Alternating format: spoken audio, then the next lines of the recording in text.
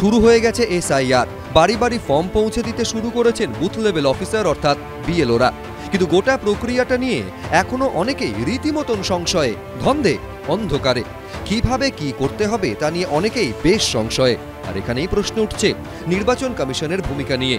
বিশেষজ্ঞরা বলছেন এরকম গুরুত্বপূর্ণ একটা প্রক্রিয়া যা 23 বছর বাদে পশ্চিমবঙ্গে হচ্ছে তা নিয়ে নির্বাচন কমিশনের তরফে আরো অনেক বেশি প্রচার প্রয়োজন ছিল, যাতে বিষয়টা সাধারণ মানুষের কাছে জলের মতো পরিষ্কার হয়ে যায়, কারুর মনে কোনো প্রশ্ন না থাকে। আরও আগে থেকে কমিশনের তরফে সেই উদ্যোগ নেওয়া হলো না কেন? বুথ লেভেল অফিসাররা যখন বাড়ি বাড়ি যাচ্ছেন তাদের সামনে প্রচুর প্রশ্ন আসছে। প্রশ্ন তো আসবেই, মানুষ নিয়ে প্রশ্ন, মানুষের তথ্য নিয়ে প্রশ্ন। সুতরাং প্রচুর প্রশ্ন আসছে, অনেক ক্ষেত্রে তার উত্তর কিন্তু দেয়া যাচ্ছে না। এমনকি অনেক জায়গায় যারা নিজের বাড়িতে নেই তারা ফোন করে বিএলওকে বলছেন যে আমি কবে যাব। তাদের ক্ষেত্রে উত্তরগুলো খুব পরিষ্কার সব জায়গায় নয়। অনেক জায়গায় হয়তো এখনো ছাপা কাগজগুলো এসে পৌঁছয়নি। একটা ভালো কাজ করতে গেলে সেই কাজটার জন্য যে প্রস্তুতির প্রয়োজন সেটা না থাকলে কি হবে? অন্য পক্ষে যারা আছেন, যারা এসআইআর চাইছেন না, যারাই নিবিড় সংশোধনী চাইছেন না, তারা অনেকটা কথা বলার সুযোগ পেয়ে যাবেন। অর্থাৎ এক্ষেত্রে কিন্তু একেবারে পরিষ্কারভাবে দায় বর্তাবে ইলেকশন কমিশনের ওপর। মঙ্গলবার বিএলওরা যখন এনুমারেশন ফর্ম নিয়ে বাড়ি বাড়ি যেতে শুরু করেছেন তখনও 2002 সালের ভোটার তালিকা নিয়েই অনেকের মনে রয়ে গেছে প্রশ্ন। আমাদের তো প্রত্যেকেরই থাকার কথা, কারণ আমার বাবা সরকারি চাকরি করতেন, মা এখন পেনশনার আছেন, বাবা মারা গেছেন গত বছরে, দিদি ছিলেন। আমার মেবি নাম উঠতেও পারে নাও পারে, আমি কনফার্ম নই 2002 সালের হিসাবটায়, কিন্তু বাকি তিনজনের নাম থাকাটা উচিত ছিল, তাদের কারোরই নাম নেই।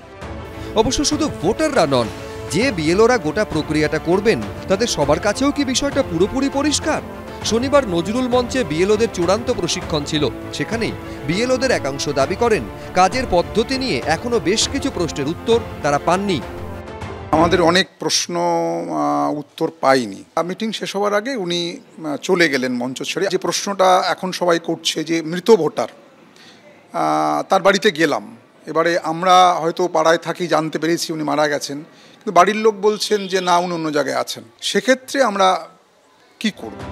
এই প্রেক্ষাপটে অনেকেই বলছেন এত বড় একটা প্রক্রিয়ায় এখনো এত প্রশ্ন, এত সংশয় থাকবে কেন? এক্ষেত্রে নির্বাচন কমিশন আরও আগেই সক্রিয় হয়নি কেন? একসঙ্গে 12টা রাজ্যে যখন এসআইআর হচ্ছে তখন কেন্দ্রীয়ভাবে কোনো সার্কুলার জারি করা হয়নি কেন? ইলেকশন কমিশন কাগজে বিজ্ঞাপন দেওয়া উচিত ছিল যে কি করা উচিত। আতঙ্কের কোনো জায়গা নেই, এটা একটা প্রক্রিয়া, বৈধ ভোটার নিরূপণ বা নির্ধারণ একটা প্রক্রিয়া, সে সংক্রান্ত কোনো বিজ্ঞাপন দেয়নি যেটা থেকে মানুষ আশ্বস্ত হতে পারে। ইলেকশন কমিশন একটা পিপিটি একদিন দেখিয়ে দিলেন আর সমস্ত মানুষ বিশেষজ্ঞ হয়ে যাবে, এরকম তাদের ভাবা উচিত নয়।